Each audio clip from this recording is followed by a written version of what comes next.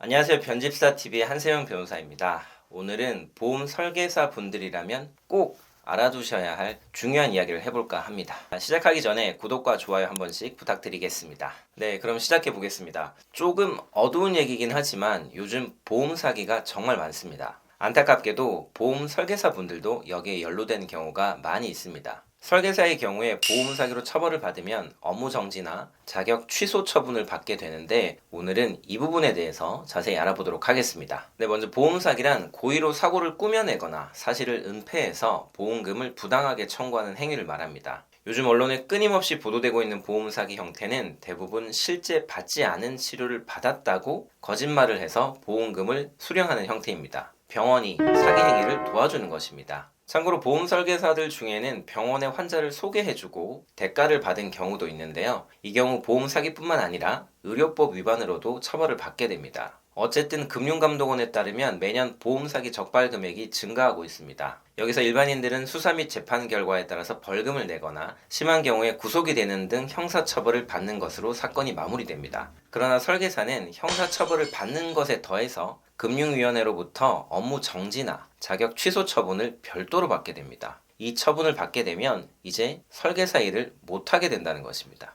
여러분들이 회사와 체결한 위촉 계약서에도 살펴보면 대부분 보험 사기 행위를 했다거나 업무 정지 처분을 받은 경우에는 회사가 위촉 계약을 해지할 수 있다는 조항이 포함되어 있을 것입니다. 하지만 금융위원회의 업무 정지나 자격 취소 처분에 대해서 다툴 수 있는 방법도 있습니다. 바로 중앙행정심판위원회에 행정심판을 청구하거나 행정법원에 행정처분을 취소해달라는 소송을 제기하는 방법입니다. 그러나 사실 처분 자체를 취소시킬 확률은 높지 않습니다. 이미 형사재판에서 유죄를 인정받은 상황이기 때문입니다. 다만 형사 절차에서 말하지 못한 억울한 사정이 있었다거나 행정처분 자체에 어떤 절차적인 위법이 있었다거나 범행의 정도에 비해서 처분이 너무 과한 경우, 이러한 경우라면 이의 절차를 진행해 볼 수도 있습니다. 하지만 결과는 그리 긍정적이지 않을 가능성이 큽니다. 여러분, 그런데 이렇게 업무 정지나 자격 취소 처분에 대해서 다툴 때 꼭 함께 해야 하는 절차가 있습니다. 바로 집행정지 신청입니다.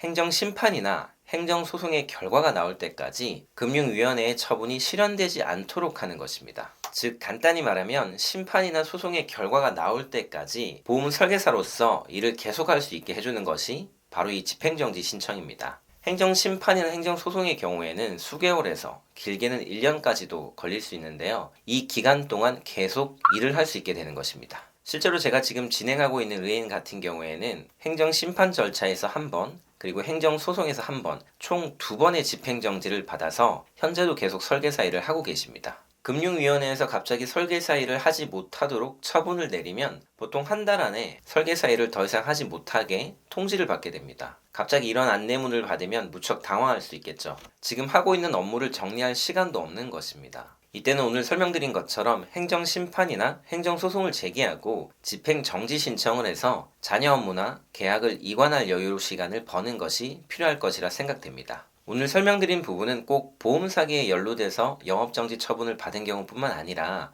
모든 경우에 다 해당할 수 있으니까요. 금융위원회로부터 영업정지나 자격 취소 처분을 받으신 분들은 꼭 알아두시면 좋겠습니다. 자, 제가 오늘 준비한 내용은 여기까지입니다. 다음 시간 더 유익한 내용으로 다시 찾아오도록 하겠습니다. 변집사였습니다. 감사합니다.